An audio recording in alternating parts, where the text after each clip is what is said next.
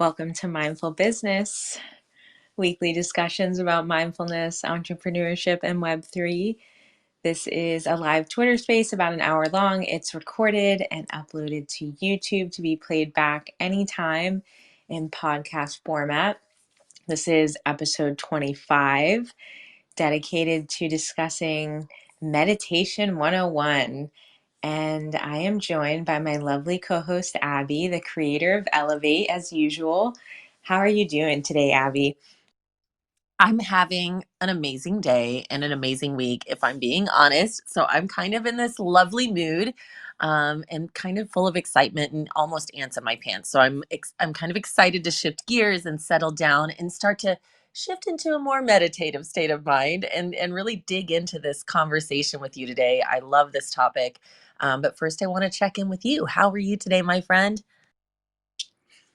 I am doing well. It was kind of a rainy, dreary day, and I spent a lot of time inside, but that was nice. I kind of felt like I had some time to recharge and just kind of relax. Yeah, I'm excited to talk about meditation as well. We definitely touched on this a bit in our What is Mindfulness podcast episode, but I felt like we needed a whole separate hour dedicated to just meditation. So, yeah, meditation can be a lot of things. Typically, it's a practice where you use some type of technique, like mindfulness or visualization, to kind of train your attention and your awareness so that you can ultimately feel more balanced and at peace. So Abby, I know that you've had like an interesting journey from massage therapy to yoga, and I've personally been in some of the meditations that you offer Elevate. So I want to know, what specifically got you interested in meditation? How did you branch off from your other practices, and get into meditation as well?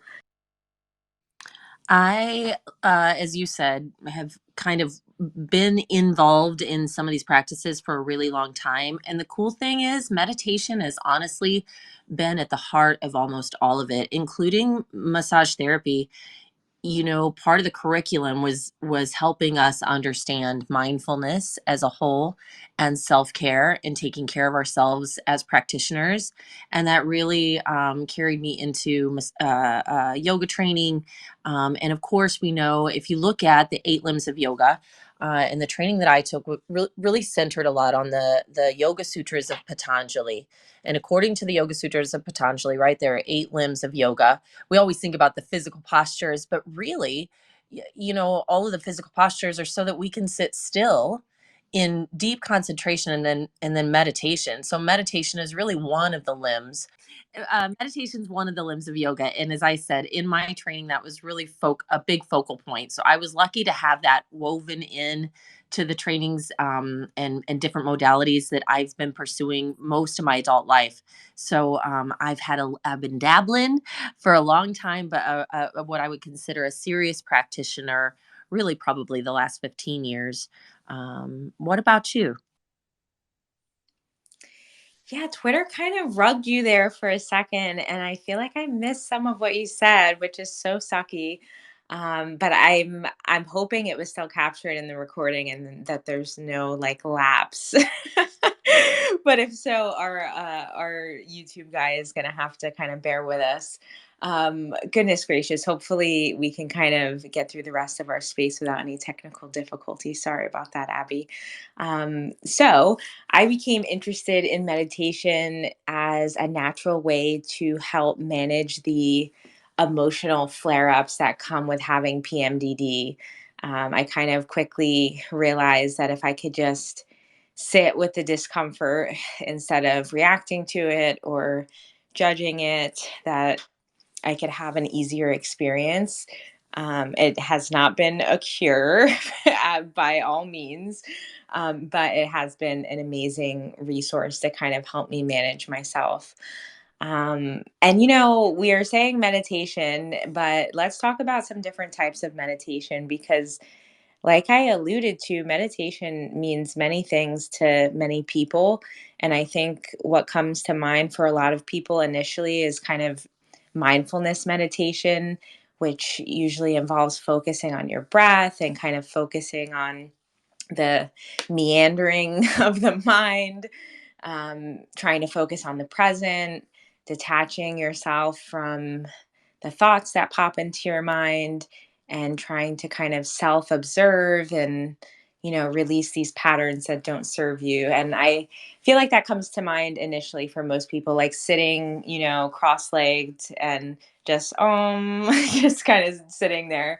But there are other ways that you can meditate. I know some people like body scanning, where instead of focusing on your thoughts, you just kind of concentrate on your body and all of its moving parts from head to toe.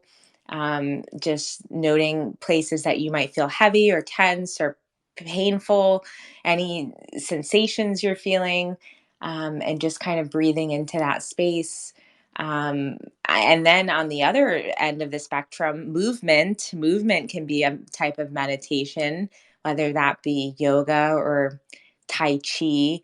um, and this helps us release like tension that's stored in our joints and muscles, and lets our body and mind kind of become more familiar with stillness. So yoga or even just walking can be meditative.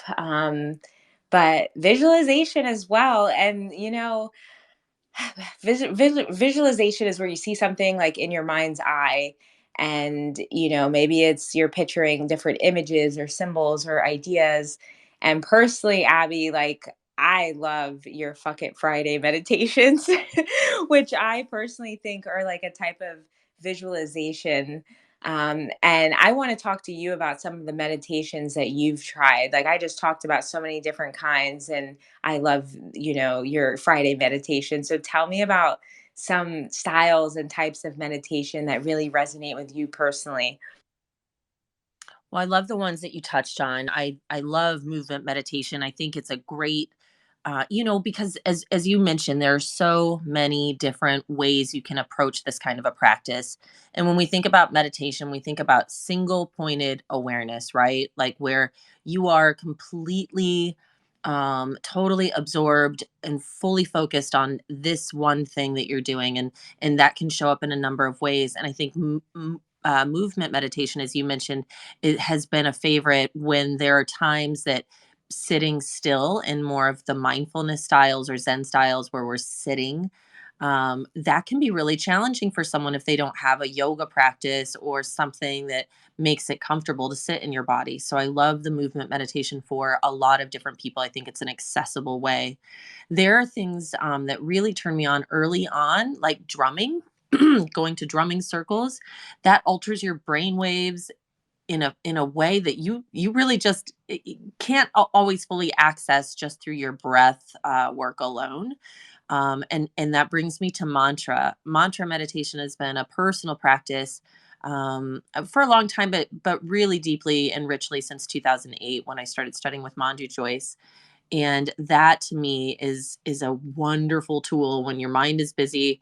And that's like, why do we do it, right? It's when your mind is busy and you need to come back to center, you need to calm yourself down, you need to shift your awareness, right, to being fully present in the moment.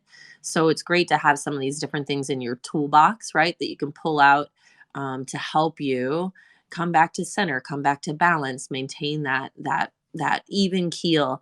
And mantra has been really a useful, powerful practice for me because if you are reciting mantra either in your mind only or verbally, physically, it's hard for any other thoughts to get in there, right? Kind of the same with drumming. There's this resonance that happens, and so it kind of is more than just a mental. There's a bit of a physical experience if you're vocally doing it. This vibration that can be really almost therapeutic as you're kind of struggling with stuff. And then you mentioned, yeah, Fuck It Fridays. I've kind of shifted to doing that a little bit more in person on my Saturday class, but I need to get back to doing it on Twitter Spaces now that my schedule has shifted. And I do a visualization meditation where we chuck it in the Fuck It bucket, and I lead people through, visualizing what your Fuck It bucket looks like. And there are a number of things out there. That fall in line with that style, including I know I've mentioned it before, probably in more than one episode, but I know when we talked about books, the Lisa Weinberger neurosculpting, that's a type of visualization meditation. It's mindfulness, but it's a lot of visualization. And if you get her audiobook, she talks you through them. It's one thing to read them, but to hear her talk you through them is a really nice experience. So those are a few. I'm trying to think of what else.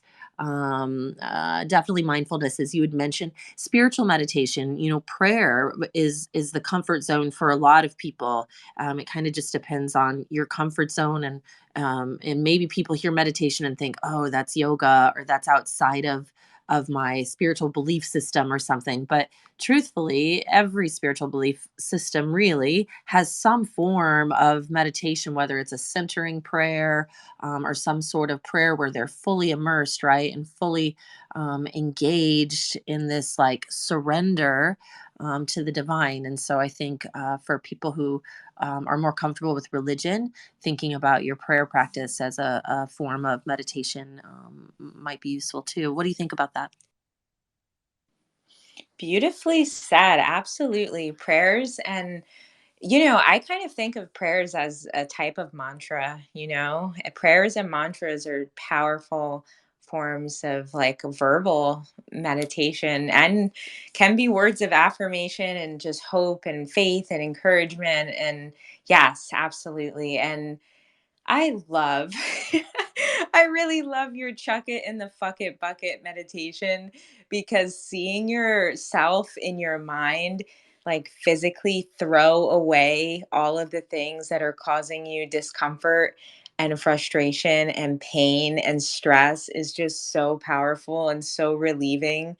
Yeah, I just I'm just laughing thinking of it because I remember mentioning to you that like I'm sure everyone's bucket looks different and we're chucking different things in our buckets and just filling them up with everything that is weighing us down. So I love that one. Yeah, meditation is so powerful. There are so many benefits on so many layers. And what's so interesting about meditation is that science is proving that meditation heals every part of us, our emotional body, our physical body, our spiritual body. Like I guess food, eating healthy food, sleeping right, taking care of yourself in general will do all of those things. But meditation is such a powerhouse in terms of how it physically benefits us. I mean, it actually like decreases our blood pressure. It helps us age healthier. It enhances our immune response. It helps us kind of reduce stress or not it may not reduce stress in our life, but it our perception of stress changes and our perceived stress is reduced, which you'd be amazed how much stress we just make up in our own brains. It helps us be more confident and improves our self-esteem. There's just so many things. It can be transformative. It makes us more self-aware, gives us a more kind of balanced sense of self.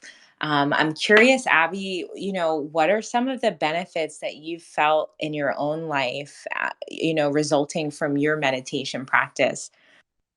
Well, as you said, it doesn't necessarily take the stress away, right? It can't minimize the stress in our lives, but what it can do is make us less reactive.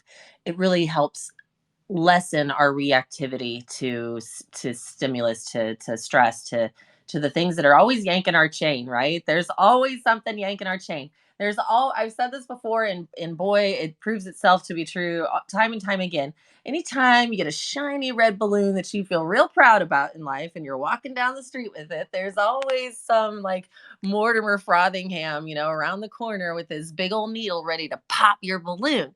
That's just how life is, right? But a meditation practice can help us be less reactive to those assholes because they're not going away. They're going to continue to do that. So, meditation can help us like take a step back, practice the pause, and the more we practice it, it really does work. It really does pay off. After years of doing it, you can go through the most stressful things, and yeah, you're going to have moments where you might have a tough time, but because of this practice, you can always find your way coming back to center. You find your way of down regulating your nervous system so that you don't feel like you have to fight or you don't feel like you have to run. You can just breathe and walk through these moments of adversity truly because you've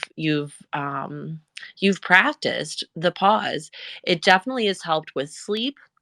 And things that people don't think about are like inflammation. Our inflammation response in our body is really the root of a lot of things. Gut health and inflammation are the root of fuck ton of things in our bodies, right? And it has been proven that a regular meditation practice can reduce the inflammation in our bodies, and that's definitely been something helpful for myself. I know, which ties right in with pain management. And again, these aren't like it's not like popping a couple aspirin, "Oh, I'm going to do 5 minutes meditation and then suddenly my joint pain's going to be gone and my headache too." Not necessarily, but we know that like adding up little things every day, like suddenly a year down the road, 2 years down the road, you look back and realize, "Oh shit." And you take stock, it absolutely ties in with this overall effect. It's slow, it's progressive, but it's going to contribute to this overall effect of managing the tension, the stress, your reaction to it, and therefore down regulating that nervous system. We're going to have less, as I said, inflammation and ultimately less pain, blood pressure as well, but I think you mentioned that too. Yeah, it's really been, again, I think there's no one cure all, one solution for everybody, right? And we all have even different seasons, that we need different things. So I think it's just useful, beneficial to kind of find a few of these practices, try a few on for size because they're all going to resonate differently. Put them in your little proverbial toolkit that you carry with you to manage your stress. And the more you have in there, as things bubble up in your life or in your kid's life, your partner, you'll have some things that you can share, to get through the other side, and feel better about it. We suffer less, I think, if we have these practices. So, what are some personal benefits you've? I know the PMDD for sure, and I'd love to hear more about that. But what else feels like a good benefit from your own practice?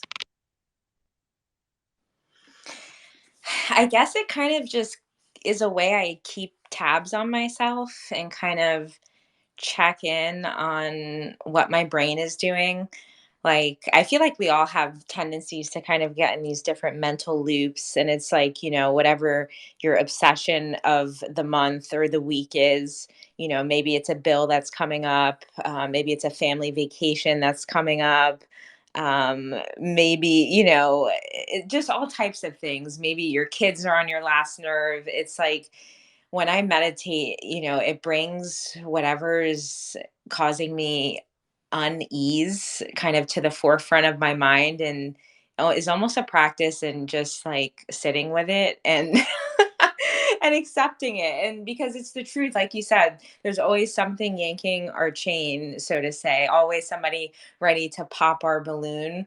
And I feel like when I meditate, it kind of helps make me more adaptable and ready to face the adversities of life, and kind of puts me in a more accepting mental space. And I feel like nowadays there are so many resources to help people with meditation. I guess the wonders of technology and being in 2023 is like now you can just download an app to help you meditate. You don't even have to like go see a spiritual guru or have like a near death experience or read 5 dozen books. Like you can legit just download an app. My husband loves the Headspace app. They have all types of meditations on there for different scenarios and times of day. I'm pretty sure they also have several short episodes available on Netflix and YouTube. Of course, there are dozens and dozens and dozens of books about how to meditate and different types of meditation and its benefits. We've definitely talked about The Power of Now several times, which I'd say is one of my go to books. I think he actually opens the book with a really powerful story about how he overcame his own apathy and hopelessness. And it's just an amazing setup because it's feelings that we can all resonate with, and partially why all of us turn to meditation to kind of help relieve suffering. There's Zen Mind, Beginner's Mind, there's Be Here Now by Ram Dass. Like there's lots and lots of books and resources. And I'm curious, Abby, like, are there any apps or books or resources or tools that have kind of helped you with your own meditation journey? While I haven't personally used the apps, I definitely know that people love Insight Timer. I've had students that have really enjoyed using the apps because they're useful, they're handy. Excuse me. They're quick, they're accessible. I like that there's accessibility. I think that's huge. Honestly, having studied with a couple of mantra teachers, and again, I'm going to break out the CDs on you. I know, I know one of the last conversations we had, I was reaching back all the way back into 2008 and prior, but same, Manju Joyce, I just would listen to his mantras over and over and over again and would practice almost incessantly there for, I don't know, many, many months until I learned a lot of the Shanti mantras, a lot of the peace mantras, and some other just really moving, beautiful, just lovely. It's hard to explain how healing and therapeutic they can be. I would listen to them so much that they began to, like, I would wake up in the mornings with mantra on my brain, like at the tip of my tongue. I'd come out of sleep with certain mantras, and they're still there. I still do them, and it's a lovely thing. If that resonates with you, finding a teacher that resonates with you. Almost certainly, all of them have, probably live streams or what have you now, but that was a really useful tool for me when I started my mantra practice. And again, that's probably has been one of my favorite forms of meditation. In more recent years, getting deeper into pranayama, Jim Bennett, he's of Tejas Yoga. If he following him on Insta, you can, link to all his, he always has workshops and useful little insightful practices that he shares on his Instagram. But has studied with the Himalayan tradition, and they're really big on pranayamas, on guided breath practices, and following different steps to do that. I think a lot of those are really helpful and have been really useful. And so, yeah, that's just personally what I love. But I think I think some of those Insight Timer, and I know you mentioned a couple others. Some of those apps are huge because, again, it's all we really need is a few moments every day. I think sometimes people feel a little bit overwhelmed and maybe intimidated when they hear, oh, the Himalayan tradition, or, oh, these deep practices. I don't have time for that, or I'm not spiritual enough, or I haven't got a advanced enough yoga practice.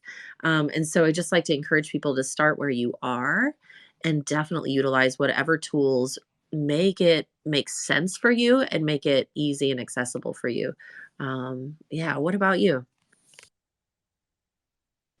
I love that you said start where you are. I feel like that is so important. But before I wait, first of all, one thing about Abby is she's always going to have a CD to recommend. I love it. Our Web3 podcast has CD recommendations.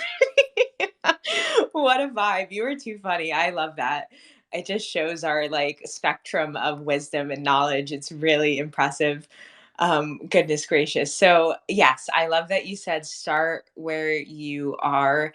I feel like there are a lot of obstacles that people face when they're starting their meditation journey. And you mentioned a couple things like, this imposter syndrome of like, I'm not spiritual enough, or I don't know what I'm doing, or I can't focus, or my thoughts are too wild, or I don't have the time, or my house is never quiet, whatever. There's a laundry list of obstacles. And yes, start where you are. I want to talk about some tips and suggestions for people who are facing these obstacles and having trouble meditating. And I guess the first thing I would say is release the expectations and take some pressure off yourself. Don't be so caught up in getting it right. It is impossible to stop your thoughts, but it is possible to not get so wrapped up in them. So when your mind starts to wander, notice it wandering and return to your point of focus or awareness without, giving yourself a lashing and being so hard and critical on yourself. Start where you are. And I say it 7 times because I feel like it's so incredibly potent and important. And like, really, what I would distill this entire hour long podcast into is those few words. What other advice would you give someone who's just getting started but is having trouble? What kind of tips would you give them to help them move along their journey? I think some of the best advice I ever got, and this wasn't even necessarily in terms of a meditation practice, but just in general, to any almost any beneficial thing, anything that's good for us, there's a little bit of suck that goes with it, right? There's a little bit of difficulty. Our mind is just designed to resist things at first. And I think just having that awareness and knowing that what actually the advice was by Dr. Margie Millar, embrace the suck. There are going to be a few moments every time where you address something and it doesn't go away. Every time it's going to be there. Embrace the suck. Know that it's not going to take long and you're going to have to get through that. And then you can find the flow and kind of start to settle into your rhythm. It's a practice. We call it a practice because it definitely takes practice. Simple things are not necessarily easy things. It's simple. It's simple in that anyone can do it. You don't need any special equipment. You can do it anywhere that you are. No matter what physical limitations you might have, you can do this practice, but it does take practice. And that means patience and persistence, right? We want those things when we approach something like this. Don't get so overzealous that you're like, all right, brand new to meditation. I'm going to meditate 20 minutes a day, 5 days a week. That, on paper, sure, that doesn't sound like much, but it's difficult for people to meditate for 2 minutes at a time, 1 day a week sometimes. So as you again reminded, start where you are, but also have some realistic strategies that you can always add to, but don't burn yourself out. And practical stuff, get yourself some things that are going to make you comfortable and supported. You don't want to fall asleep and you want to have a nice tall spine, whether you're lying down or sitting up or walking or whatever it might be. But get some things that are going to help you, whether it's a meditation cushion or a bolster, roll up some pillows or blankets or towels. Find ways that you can feel supported and comfortable, because that's the key. You have to be able to be comfortable, otherwise your meditation turns into, ah, shit, my back hurts, or oh, fuck, my knee, or whatever it might be, right? You want to be able to surrender to the flow, get into that state of single pointed awareness. So comfort is key. Absolutely. I agree. And you mentioned that you don't need any special equipment, but there are absolutely things that you can use to help you feel comfortable and supported, as you mentioned. And I have like a yoga kind of mat and cushion. It's basically like a pillow that's meant to go on the floor, and then this little bean bag that goes on top of it. And you just like sit on it cross legged. And yeah, it really does help create like a dedicated comfortable space that is specified for me to go and meditate. Which for me, as like someone with a busy mind and who's very organized and has a place for everything, having my little mat and cushion is just like, okay, that's my like safe spot. I also have like a really beautiful singing bowl that my husband got me for Christmas a few years ago, made from quartz crystal. And sometimes I'll kind of play that and almost go into like a meditative trance and um, kind of start a meditation with that and just play the singing bowl for a few minutes and then kind of sit with the resonance that it kind of leaves in the room. So I'm curious, Abby, are there any accessories that you like to meditate with? Do you have your own little mat and cushion? Or are you somebody who can, meditate regardless of the environment and surroundings? Well, sure. Yes, I can. I'm also a person that could sleep anywhere, by the way. But yes, I'm pretty good. I think also being a mom and having 3 kids, I could drown out any background noise. And I ask any mom, I bet they're really they can find that way of meditating in any space a little easier than others, maybe. But I do have a great, nice thick bolster. I use it for yoga, but it's great for sitting meditation. I think it's a hugger mugger, those rectangular, nice kind of firm bolsters. Also great for shavasana, popping under your legs at the end. But to sit, it's nice. Something I didn't mention earlier is like japa or mala meditation. And so I do have mala beads when I'm doing 108 recitations of mantra, which I haven't done in a while. But when I was really, really new in my mantra practice, it was something I did very regularly, almost religiously. And mala beads have 108 beads, right? And so the 108 is auspicious. If you Google it, there's so many different reasons and neat things surrounding the number 108. But there are 108 beads on a mala. And sometimes you do more than 108 rounds. You get to the master bead and you go the other way.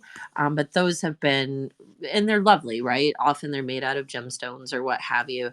But those are a nice tool, and you hold it in your hand and you kind of spin the bead a little bit in your hand as you're saying the mantra or the word or whatever it is. You could even do it just to count your breath. If breath work is more aligned or resonates more with you, but it's a great kind of grounding tool. You have this physical thing that you're holding on to. So that's another tool that I meant to mention earlier and had not. Yep, I've got my mat. What else? I have this, we have all these neat accessories from our yoga studio over the years that kind of haven't gotten much use lately, but I cleared out the studio recently and brought a few remaining items home. And we have this lovely gong. And we used to do a gong meditation for people and play the gong. And so it's sitting in the corner of my room, but I want to set that up. And as you were talking about your singing bowl, I was thinking, I know what you're talking about when that resonance hits this sweet spot in your awareness, you do kind of get shifted into this trance-like state. I was talking about drumming earlier. Same thing. I think it's the theta waves that it shifts in our brain so that we kind of do get into this trance-like meditative state. It kind of awakens this primordial part of us. And it is like mantra. Om, the sound om is the sound of the universe. There is this vibration of life that is within and around all living things. If you get quiet enough and still enough in your meditation practice, you can hear it inside of you and around you. You can hear it in space. There is this vibration, and so certain neat tools like your singing bowl and the gong, and neat little different things. There are bells and little symbols. When that vibration hits just right, it kind of pierces this deep understanding and knowing deep in all of our psyches, and it just takes you to this place that's hard to explain and describe until you experience it. So, yeah, I think tools like that are really beautiful to play with or to experience or to attend. Like if you don't have these things or have the desire to take up, collecting and learning to use these things, go to some classes or studios that do offer these things once in a while just to be bathed in that resonance and in that sound and in that experience, so you can kind of tap into that, and then you can keep that with you and that feeling. But yeah, those are neat tools to incorporate into meditation for sure. Wow, gong meditation sounds incredible. And honestly, the thought of coming over your house and seeing a gong is like so on brand. Like, I would not even be surprised. That's like such an Abby thing to have in your house. So maybe this is where it was always meant to be, is in your house and not the studio. You mentioned specifically embrace the suck. And it just kind of got me thinking that meditation can bring up some really heavy stuff, because sometimes when we allow stillness and we quiet our mind, we create space for difficult feelings and thoughts to surface that maybe have been suppressed. And I've had some people tell me, like, yeah, I've tried to meditate a few times, but I have these uncomfortable thoughts or feelings, or, I just burst into tears. And I don't think this is very abnormal. I think this is actually more normal than one might think.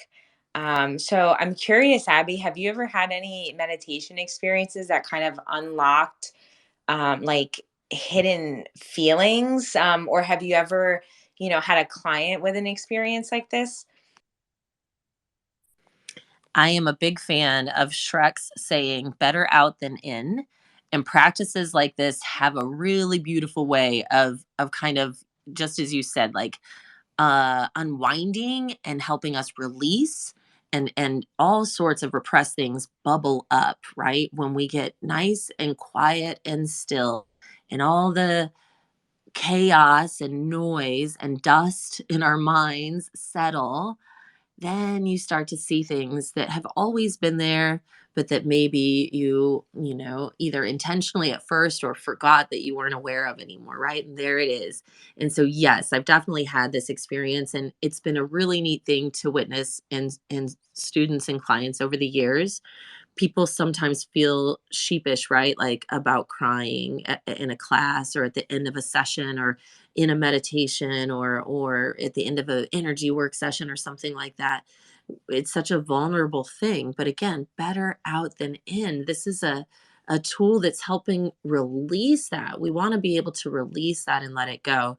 And so it's always like beautiful to see, and nice to be able to encourage myself and others to lean into that when it happens. Don't stop yourself from doing it. Let it flow and let it bubble up, because then it can bubble out. And when we can release all the stuff that we've been hanging on to and carrying around with us, if you're holding all that shit in your hands, well, you don't have room for anything else, right? So if we can set that stuff down, let the bullshit go, as I say, we can make room. We can make room to receive all the abundance and all the other things and the new energy that's we want to encourage to come our way. And so yes, I don't even remember what the original question was. Oh yeah, the emotional releases, and yeah, I totally lean into that. Not just in meditation, girl. If I'm feeling it, I have no poker face. I am one who leans into expressing how you feel and letting those things bubble up and out, so that we don't hang on to them and bring them into the rest of the day with us. But I love to encourage and see that happen for students. It can be cathartic. It's not just meditation, even yoga postures, or a certain release in a massage therapy session. You get someone in a good spinal twist, and it's the simplest thing in the whole wide world, but it can be profound. And when something releases in your body, sometimes you laugh, sometimes you cry, sometimes you just feel overwhelming shock or surrender. And I think that's what reminds us that we're alive. We're in this organic bodysuit for a short time in the grand scheme of things. And so, any of these experiences that can remind us to tap into our humanity, into our feelings, and if there are some bad feelings roaming around, anything that can help us remove, release, in my book, sign me up. Absolutely. Yes. Meditation is kind of like a detox for your mind, right? It's kind of the stew and soup of thoughts and feelings and beliefs and thinking patterns. Meditation kind of helps rid your mind of stagnant thoughts, and if you have a successful meditation, I guess you would leave it feeling kind of refreshed and renewed, and like you're regulating those stress hormones and like also releasing toxins from the physical body as well. So yeah, there's definitely something very detoxifying about meditating. And I wanted to mention this earlier, but I forgot. I wanted to mention meta meditation because I feel like meta, METTA meditation could be a good starting point, a good like easy entry point for people who are feeling overwhelmed as to like, okay, which of these like styles should I start with? Like, should I listen to Headspace? Should I just sit quietly? Should I visualize? So a meta meditation is basically, you, like any meditation, you sit in a comfortable position, and you start by kind of just focusing on your breathing and getting situated in your body, just kind of grounding yourself into the present. And then you choose a positive, kind phrase, and you can say it aloud, but I think typically people will kind of silently recite the phrase, and it's directed toward yourself. And maybe that phrase is, may I be safe, or may I be happy. And you repeat it several times, and you really acknowledge how it makes you feel, and just keep repeating it. And then you move on to thinking about your friends and your family, and you recite the phrase toward them instead. So it's, may you be safe, may you be happy. And you continue repeating it and just kind of recognizing the meaning of what you're saying and how you're feeling. And then it just goes outward further. So you start with yourself, and you go to your bubble of like your friends and family, and then you continue reciting the phrase outward further to like neighbors and acquaintances and difficult people, people who get on your nerves. May you be happy, may you be safe, may you find peace, and just allowing your emotions to come out, even if they're negative, and just repeating the phrase until you experience compassionate feelings. As I say it and explain the process, it sounds a little more aggressive than than it actually is. I feel like I gave it so many layers that maybe it doesn't seem as accessible as I was hoping. But yeah, it's just this process of like choosing a kind and positive phrase, repeating it, starting with yourself, and kind of radiating it outward into the universe. Some people will use like a visual imagery in their mind when they're reciting each phrase. Maybe they're imagining light coming from their heart, or maybe they're imagining the person they're thinking of. Yeah, I don't know. Have you ever done a meditation like that, Abby? Yes, I love the meta meditation. It's I think you're right. I think it's a beautiful place for people to start. Often when we lead it or practice it, as you said, there are a number of different ways it can be addressed, and it's lovely. But sometimes it's challenging because as you progress, often it'll end with someone who's maybe even caused you harm, or someone that not just annoys you, but that like you have a really difficult time, that you maybe haven't forgiven for some reason, and to send them that same loving kindness. May you be happy, may you be well, and may you be at peace. It can be difficult, but it's so healing and such a an important practice. And again, simple, not always easy, but simple, and that anyone can do it. And it can be adapted in a number of ways. But again, so beginner friendly, and really beautiful. So yeah, I'm glad that you brought that up. I think I meant to mention that earlier as well. And also crystals. I how are we going to get 43 minutes deep into this and I don't mention crystals as a tool for meditation? Goodness gracious. We talked about like the gong and the singing bowl and the mat and the cushion. Like I also love to meditate with my crystals. I think any crystal is a great meditation companion. Like there is no crystal that's going to be like, no, I'm not trying to meditate with you right now, honey. I'm busy. I think any crystal is a good choice, but I do have some favorites. Like I love to meditate with black tourmaline. Black tourmaline is just one of my favorite crystals. It's very grounding. It just gives me like this feeling of like being safe and protected and like rooted. Like it's a of course it's a root chakra crystal. It just like gives me this feeling of stability. So I love like having a nice chunk of black tourmaline in my hand during a meditation. Or on the flip side, like sometimes I'll want to meditate with a piece of selenite, which is like the exact opposite. It's like this milky white satiny crystal that's more of like a crown chakra crystal, and this is like maybe I need to find some inner peace and or some clarity, or maybe it's for prayer and maybe I'm trying to kind of open up the higher chakras so I can kind of clear my channel to receive some type of divine message as I'm praying or seeking support from the divine. So selenite, I think, is another one I love. I love amethyst. Amethyst is just a powerhouse. I like sleeping with it under my pillow, but sometimes I like holding it in my hand as well during a meditation. It also has like a protective energy, and it's interesting. It's said to have a sobering energy. It's said to like give the mind a certain clarity to kind of perceive things as they are, which is very specific and very interesting. I love how all the crystals have all their things. But yeah, do you have any crystals that you like to meditate with, Abby, or does it just depend on the season?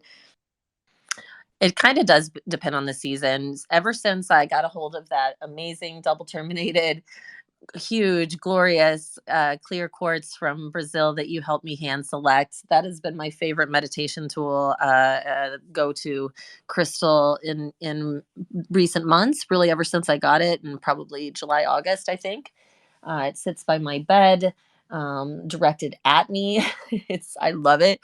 And as you were speaking, I've got on my windowsill some neat little crystals and some deities, and all the way to the left side is my big old trunk of black tourmaline, and all the way to the right side is my selenite. So I love that you were talking about those. There's such a nice balance to each other. I agree with that. And yeah, it kind of can depend. Also on like maybe I'm wanting to infuse some different intentions. Like I've tried to do a lot of self love work in the last several months, and so I've worked a lot of rose quartz into my practices.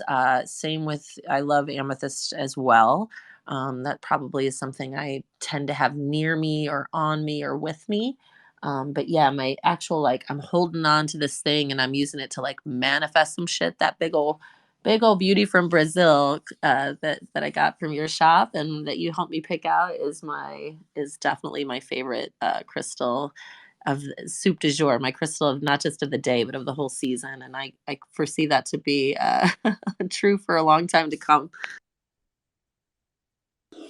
Oh, I love that. I'm smiling so big right now. It was such a pleasure helping you find us. I always like helping someone find a crystal or being the conduit of like someone getting a crystal that they really like. It always makes me feel so good. It's definitely my life's work, that's for sure. Beautiful. That's incredible. What did I want? I had something in my mind and now it's just, oh, yes, that's what I wanted. I really want to emphasize this. I feel like we've both touched on this, but I feel like as we're closing in on the last 10 minutes of our space, like if I want anything to stick in people's heads, it's that meditation is not about stopping thinking. Like meditation is not about like sitting down somewhere and like your mind is a clear window and there's nothing fogging it up. There's no cars driving by. It's just a crystal clear window and there is blue skies and no clouds. That's not meditation. Thinking is normal. Having thoughts, having reactions, having like knee jerk judgments. Sometimes I'll think a thought and it'll be like unconscious, like it'll just come into my mind, and then my higher self will just be like, that was stupid, or like, why did you think that, or like like that's not true, that's not right. And we mentioned this in a previous space, just because you think it doesn't mean it's true, doesn't mean it's right, doesn't mean it's valid, doesn't mean it defines you. And meditation is not about quieting your thoughts, it's about them coming up and you deciding, okay, I'm not going to chase that around. Or like, okay, that's actually that's actually not true, or that's not worth me spending another 10 minutes going down the rabbit hole on. It's about something coming up, and you're taking note of it, and you're just allowing it to be. And that is the incredible part. It's not even about like judging and being like, oh, there you go again with that stupid thought. It's just like, no, you it comes up, and you're like, this isn't serving me. I'm just going to leave it there. I'm just going to allow it. And from that, like willingness and acceptance and allowing, it just creates this, like, it opens up everything and it just creates like infinite possibility. So, yes, I just want to remind that we're not trying to stop your thoughts. Like, that if that's the journey you're on, it's going to be impossible. Right, Abby? You're gonna have to move to some cave in the Himalayan mountains if that's what you're trying to do, because yeah, we can't just like pack up and move away from all the noise and the chaos in our neighborhoods, let alone in our brains, our bodies, our brains. It's by nature going to be a very busy place. And yeah, it's not to just extract all these things and live in a vacuum, right? As lovely as that might sound once in a blue moon, it's about observing those things. It's about becoming the watcher in those moments and observing those things. And yeah, by shifting your breath and by shifting to the spaces between the thoughts, we can begin to quiet ourselves and hear that higher voice, as you said, hear that higher voice as all the other bullshit swirling about. We can have the clarity to then observe these things, and as we kind of touched on in the beginning, in a less reactionary way. We can then just look at the circus that's playing around us without grabbing a hold of everything and or trying to manipulate it or push it this way or pull it that way or get caught up in the push and pull of the thoughts. It's stepping back and just watching them. And yeah, that's where the magic happens, right? It is magical. It is like the process of disidentifying with your mind and emotions is pretty incredible because meditation kind of forces us to realize that, like, whoa, my mind is constantly producing, like, you know how they say word vomit? It's like thought vomit. It's just like an endless stream of opinions and judgments and ridiculous, unhelpful, useless, self-critical thoughts. It's like, where what's going on here? And like there's a lot of like reclaiming of your personal power that you gain from disidentifying with every thought and feeling that comes up. I'm not saying you don't take accountability for your thoughts and feelings and reactions and your experience, but as I said, you can choose what rabbit holes to go down. And yeah, like I feel like it's helped me strip away a lot of unnecessary self-inflicted distraction. It's helped my mind become more focused. It's helped me understand what's important in my life and kind of hone in on just my overall happiness. So I highly recommend. And I mentioned this in another space a while ago, but when when I first started seeing a psychiatrist for PMDD, Her advice to me was to start doing yoga and to start a meditation practice, before prescribing me anything, before, her first suggestions were like, you know what? I think you should try these couple lifestyle changes, and both have changed my life immensely. And not that yoga and meditation have made me immune to anxiety or depression, or made me someone who doesn't need a prescription or a pharmaceutical. They've been an incredible tool to have in my kit. So, yes, highly recommend meditation.